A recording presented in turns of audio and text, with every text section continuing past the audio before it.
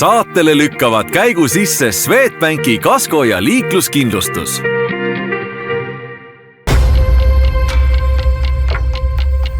Mobile autokeskus. Järelturu boss. Ideaalautos on autovahetus kiire ja lihtne. Meie müügisalongis ootab sind lai valik garantiilisi vähekasutatud autosid. Rootsist tellitud auto kätte vaid 7 päevaga.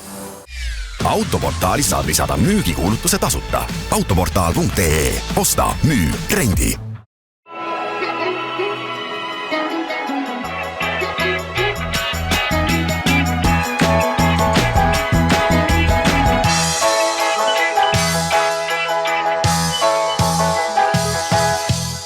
Tervist, ilusat laupäeva, Motomelu on taas teie ees. Täna saates vaatame üle kasutatud autode müüginumbrid, millised mudelid ja margid siis veebruarikuus uued omanikud leidis. Samuti käime ära Võrus, sest seal on selline lahe ettevõtmine nagu Car Restoration, kes siis selliseid ägedaid autosid nagu Cadillac või Porsche restaureerivad. Aga sellest kõigest juba lähemalt.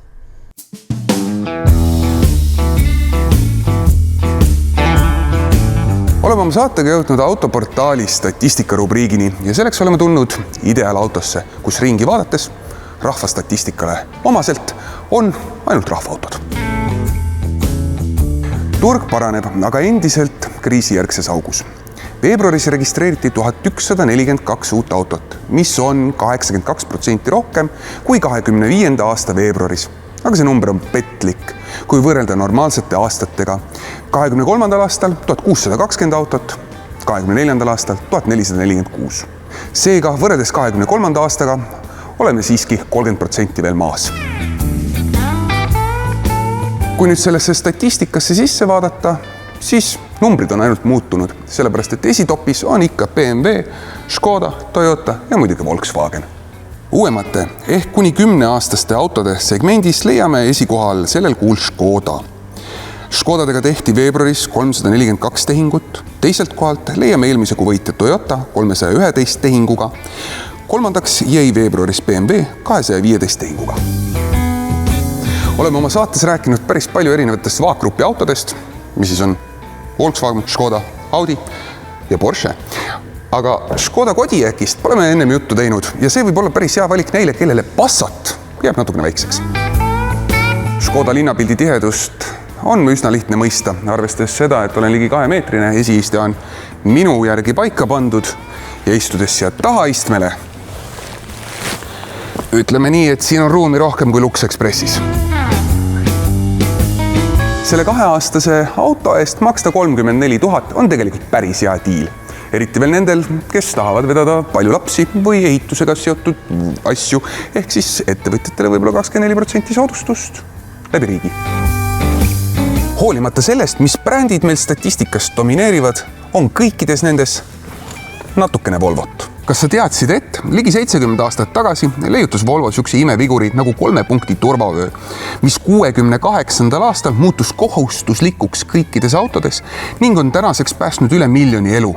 Volvo, suunitletud just turvalisusele, otsustas, et see patent on sedavõrd oluline, et andis selle kasutada kõikidele autotootjatele täiesti tasuta. Kui me juba Volvodest räägime, siis see on täiselektriline Polestar. Näeb välja nagu Volvo, kuid märk ütleb hoopis midagi muud. Ning tegu ongi Volvo esimese katsetusega teha otseselt või kaudselt täiselektriline auto, mis täna, arvestades praeguseid kütusehindu, on märkimisväärselt atraktiivsem, kui oli eelmine kuu. 23. aasta Polestar 2 maksab 36 000, on 4 veoga 300 kilovatise mootoriga ning 78 kilovatt-tunnise akuga, ehk eeldada võiks, et selle autoga saab sõita vähemalt 300-400 kilomeetrit, mis koduse elektrihinna juures võiks maksta mingisugune 12 eurot. Diisli või bensiiniga korrutas vähemalt 4-ga. Kui vaadata suurt pilti, siis on selge, et Eesti autoturg ei järgi ühtset trendi. Uued autod liiguvad hübriidide suunas ja kasutatud autode puhul otsitakse kas võimalikult uusi või väga odavaid. Aga tegeliku muudatuse võib sisse tuua hoopis kütuse hind ja sellepärast ootame põnevusega juba järgmise kuu autoportaali statistikat.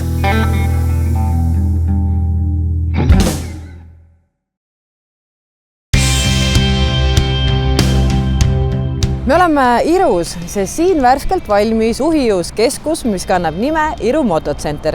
Mis see endast täpsemalt kujutab, sellest aga kohe rääkima hakkamegi. Mõte tuli sellest, et siin kandis ei ole hoonet, mis ühendaks siis nagu moto inimesed ühe katuse alla. Hoone sai rajatud selle eesmärgiga, et koonduksid siis moto ja kõik selle seonduvad ettevõtted ühe katuse alla. Ja et meie siis pakume seda uue hoone näol. Kas eestlastel ei ole pigem see, et tahaks konkurendist võimalikult kaugel olla või see vastupidi just seob ja toob kõik kokku? Me arvame, et kui samalaadsete tegevusviisidega ettevõtted on ühe katuse all, annab see kõigile sünergiat, et üks teeb ühte tööd, teine teeb teist tööd. Et kindlasti ei ole eesmärk, et oleksid nad siin konkurendid, kes ei tunne üksteist. Et ma arvan, et see kirg, mis motondust üldse nagu liidab, on täiesti tavaline, kus minnakse üle ukse ja küsitakse abi, pakutakse abi. Et ma arvan, et see on ikkagi koostöö ja sünergia. Ilmselt ka kliendi mõistes on hästi mugav, et näiteks lähedki ülevaatusele, samal ajal paned veel ajad, käid pesulas ära, et saad kõik asjad justkui nagu ühe korraga oma autoga seonduva teha. Absoluutselt ja me oleme ka teinud siia majja sellise restoraniala, kus on eraldi siis klientidele lounge'iala. Et kui tuleb klient ja ta paariks tunniks auto kellegi juurde remonti, saab ta minna ilusti lounge'ialale ja oma tööd edasi teha näiteks arvutis. Keskus on valmis, mõned vabad ruumid on veel saada. Ma saan aru, keda te siia rentnikeks üldse ootate? Me ootame ikkagi siia ettevõtted, kes tegelevad motondusega, tarvikute müügiga, motohooldusega, remondiga ja kõik sellised ettevõtted, kes natukenegi tegelevad põrisööga. Et otsime ka siin nurga pealisesse ühte ruumi klienti, kes tegeleb aiandusmasinatega, sest kuna kevad on käes ja antud piirkonnas ei ole ühtegi sellist ettevõtet, siis kindlasti siin on suur potentsiaal seda teenust nagu pakkuda. Meie maja ees sõidab mööda iga päev 12 000 autot, nii et me oleme väga hea nähtavusega tuiksoonel. Absoluutselt oodatud on kõik, kelle töö on hobi ja kelle hobi on töö. Et selles ka meie slogan koduks ärile ja hobile. Millised ruumid siin saada, kui suured need on või kas klient saab oma äranägemise järgi neid kuidagi kohandada, muuta? Jaa, klientidele me tuleme ikka vastu ja muudame ruume täpselt selliseks, nagu klient seda soovib, aga meil on 100 ruuduseid kui ka 50 ruuduseid ruume, et väiksemad ruumid me oleme teinud just sellise kontseptsiooniga, kus on siis meesgaraaž. Me nimetame seda selliseks, et väga palju on täna ikkagi inimesi, kes on liitnud oma hobi tööga, selleks on motondus ja neil on vaja väikest ruumi, ühte tõstukit ja nad saavad oma asjad nagu tehtud. Kuna meie saate nimigi kannab motomelu ja eks me oleme ka ise kõik sellised natukene võib-olla rohkem motoinimesed, et kas meile ka mingisugune eelis on, kui näiteks meie mõni vaatajagi sooviks endale mõnda ruumisid? Kindlasti oleme, et tuleme vastu, kui teete meile päringu järgmise 2 nädala jooksul ja ütlete sinna koodnime motomelu, siis teeme antud päringule väikse üllatuse. Kus rohkem infot saab või kus neid majaplaane näiteks näha saab, kui kellelgi tõesti tekkis mõte tulla vaatama? Meil on koduleht irumotocenter.ee ja kindlasti sealt saab kõik asjad alla laadida, näeb, mis ruumid on vabad, mis on juba hõivatud ja kindlasti helistada ja oleme abiks.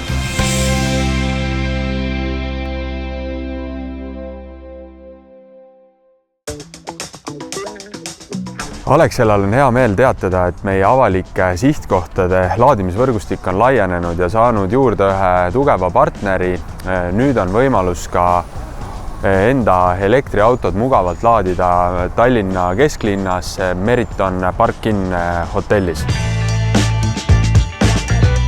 Ehk siis täna ütleme kliendi vaatenurgast hea mugav, tuled Lõuna-Eestist näiteks Tallinnasse, tahad või pead siin öö veetma, ei pea otsima kuskilt linna pealt laadijat. Paned hotelli all mõnusalt laadima, hommikuks on asi täis.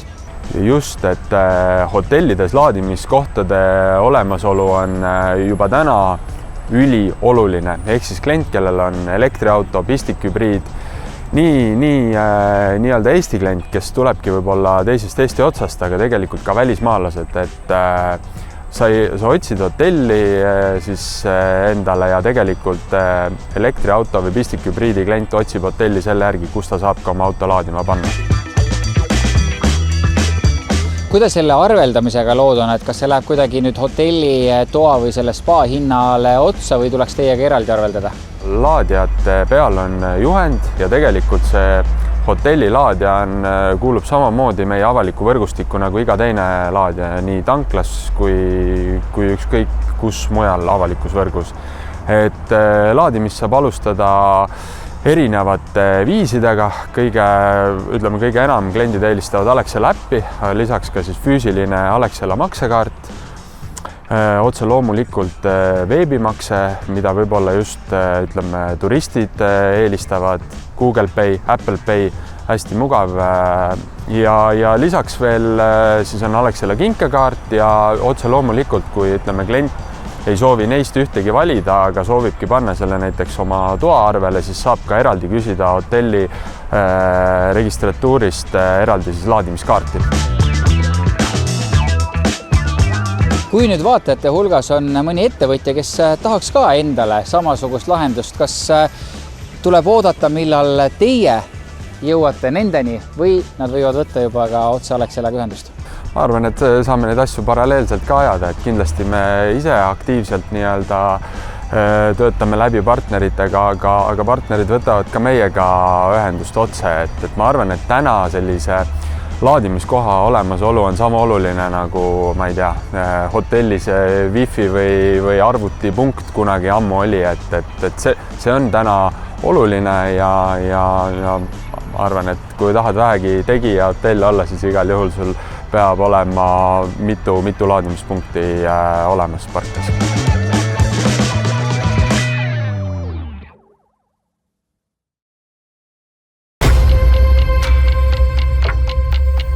Mobile autokeskus. Järelturu Boss. Ideaalautos on autovahetus kiire ja lihtne. Meie müügisalongis ootab sind lai valik garantiilisi vähekasutatud autosid. Rootsist tellitud auto kätte vaid 7 päevaga. Autoportaalis saad lisada müügikuulutuse tasuta. Autoportaal.ee. Osta, müü, rendi. Sõida Swedbanki netipanka, sest meilt saad tavalisest laiema kaitsega kasko ja hea hinnaga liikluskindlustuse.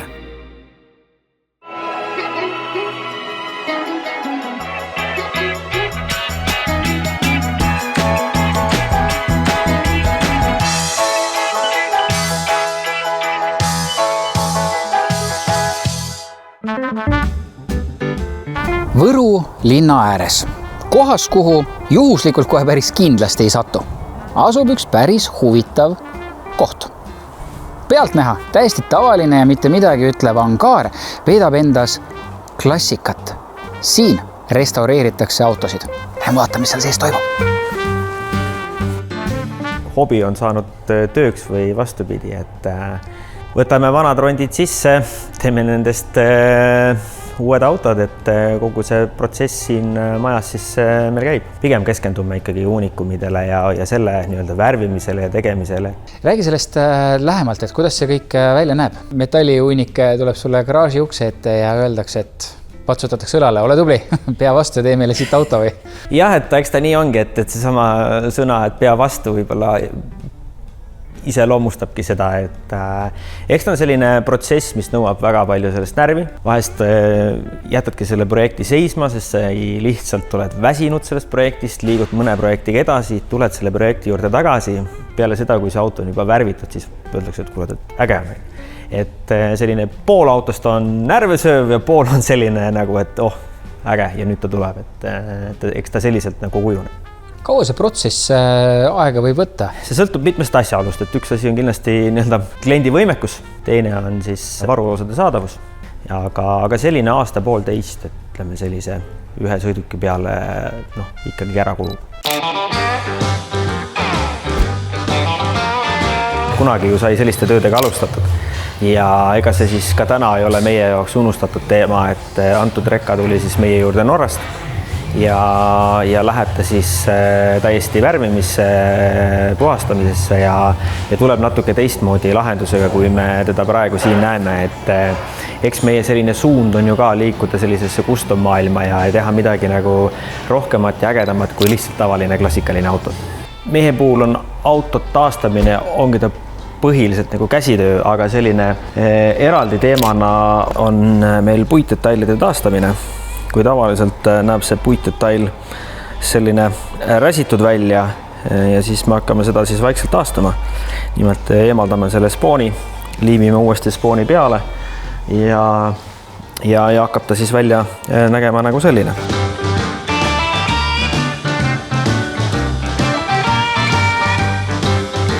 Tahaks hirmsasti ka rahast rääkida. Ma mõistan, et see oleneb väga paljudest teguritest, aga siiski, et anda võib-olla mingis sellises suurusjärgus nagu aimu, et mis see võib nagu umbes maksma minna?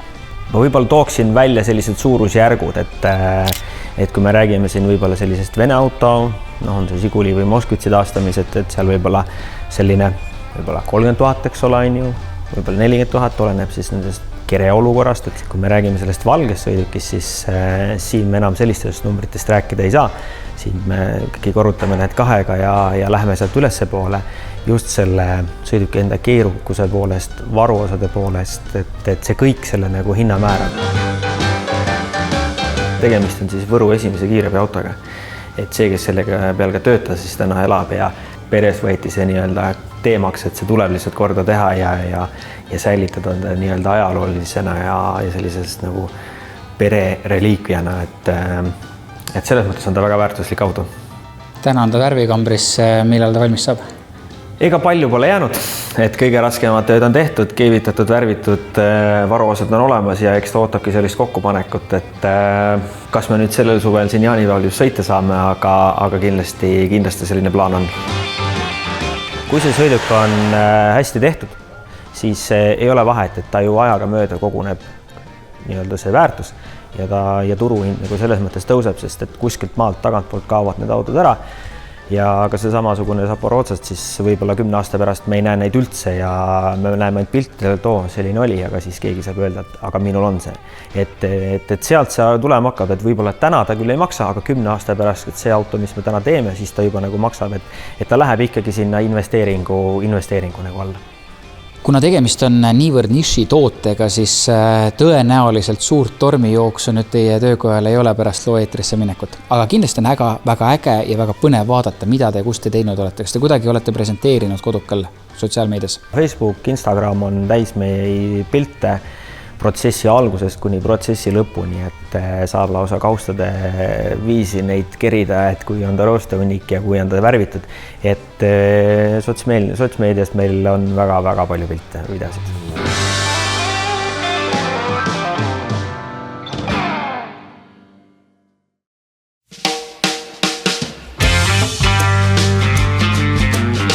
Ilmad on juba vaikselt kevadiseks läinud. Kas see tähendab seda, et kuidagi autoturg on ka elavnema hakanud? Autoturg on vaikselt elavnema hakanud, jah. Et on näha rohkem liikumist, kliendid käivad, uurivad, küsivad ja proovivad, et seda oli arvata ja numbrid näitavad ka seda, jah. Kui suur see liikumine üldse on, et jaanuaris räägiti ka, et kasutatud autode turg on tohutu hüppe teinud tegelikult, kui võrrelda eelnevate aastatega, siis see hüppe nii suur ei olnud. Et kas nüüd on inimesed aru saanud, et enam ei maksa oodata, mis need poliitikud mõtlevad, kas see automaksu kõik asjad, et on nagu julgust juurde tulnud? No ega see hüppe jah, ei ole nii suur olnud, et eelmine aasta oli ikkagi müük täiesti maas ja see nii-öelda nullpunkt ongi madal. Et tegelikult numbrites see hüppe veel selliselt ei kajastu, et lihtsalt inimeste huvi on tõusnud ja see numbrites võib kajastub kunagi hiljem. Ja eks poliitikute järgi ikka oodatakse, et nüüd räägitakse jälle taas, et ühtepidi võib-olla keegi tahab ära kaotada maksu, räägitakse ka sellest, et järgmisel aastal tegelikult maks tõuseb, aga ega inimestel ikka autosid vaja, eks ju, et kellegi juhtub avarii, kellegi lihtsalt remondikulud lähevad juba nii suureks, et autod vananevad ja läbisõidud suurenevad, et see autovahetus on ikka teemaks. No tegelikult autod, nagu siin ka oli uudisnupuk eelmine nädal, et ostetakse ikkagi pigem kasutatud autosid kui uusi ja pigem kindlasti, kui rääkida massis, siis pigem nagu odavamad, et siuke rahvaauto, Toyota, Škoda, Volkswagen, Eesti taustaga vähe kasutatud, et see on nagu see, mida vaadatakse. Lisaks sellele siis võib-olla natukene ka kallimad ja premium-klassi autod, mida siis võib-olla toome tellimusena Euroopast, Rootsist. Et seda nagu vaadatakse ja loomulikult täna juba pikemat aega aastaid on nüüd ju olnud see, et ostmise ajal, kui muidu näiteks vaadati võib-olla liikluse ja kaskokindlustuse hinda, siis nüüd vaadatakse, et palju on aastamaks näiteks autol ja palju siis seesama registreerimismaks autol, et need on kindlasti need asjad, mida täna ikkagi vaadatakse. Kas te olete ka täheldanud ideaali puhul seda, et näiteks pistikhübriide, hübriide üldse vaadatakse rohkem, et räägiti küll tohutust elektriautode kasvust, aga pigem inimesed veel ei vaata sinnapoole? Jah, elektriautot ju vaadati vahepeal rohkem, kindlasti toetas seda see nii-öelda ostutoetus, et riiklikult ju ikkagi toetati selle elektriauto ostu. Peale seda, kui see ära kadus, siis kadus ka võib-olla huvi elektriautode vastu. Lisaks elektriauto on ikkagi kallid veel ja võib-olla ka see järelturg elektriautodel pole nii atraktiivne ja need hinnad kukuvad võib-olla kiiremini kui tavaautodel ja see kõik on mõjutanud seda elektriautode vastu huvi. Aga kui rääkida muudest autodest või mootoritest, siis jah, pistikhübriid on tegelikult see, mis on nagu eestlastele nagu lemmikuks muutunud, et ongi nagu siuke sümbioos siis tavalisest kas siis bensiini või diiselautost ja siis seal on ka olemas elektri pool, et paljudel on ikkagi täna enamistes nii-öelda see laadimisvõimekus olemas ja siis nad ikkagi teevad need päevased sõidud seal kuni 50 kilomeetrit ikkagi puhtalt elektri pealt ja siis nädalavahetusel pikemad sõidud siis diisli või bensiini pealt, et see on niisugune hea sümbioos ja ütleme seda ikkagi täna vaadatakse päris palju. Varasemates saadetes saime rääkida, et kui teistel läks halvemini või müügid ei olnud nii head, siis ideaalautol läks hästi, mida mõlemad nüüd veel tulemas on? Jah, et ideaalautol endiselt, et täna tegelikult turul on olukord, et müüvad need, kellel on autosid. Meil õnneks laoseis on olemas ja autod on head ja põnevad, et seda näitavad ka kliendid, kes tulevad siis siia vaatama ja valima, et kindlasti kutsun kõiki tulema siia, et valida nagu põnevast valikust midagi omale.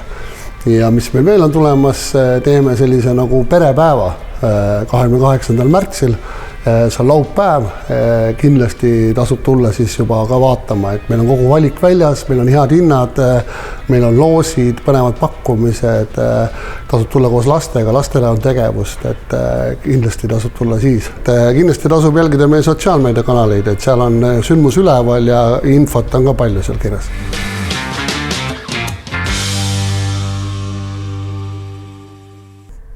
Saade selleks korraks läbi, suur aitäh teile taas kord, et meiega olite ja nagu ikka, hoidke silma peal ka meie sotsiaalmeediakanalitel ja näeme juba järgmisel laupäeval kell 11.30 ikka Kanal 2.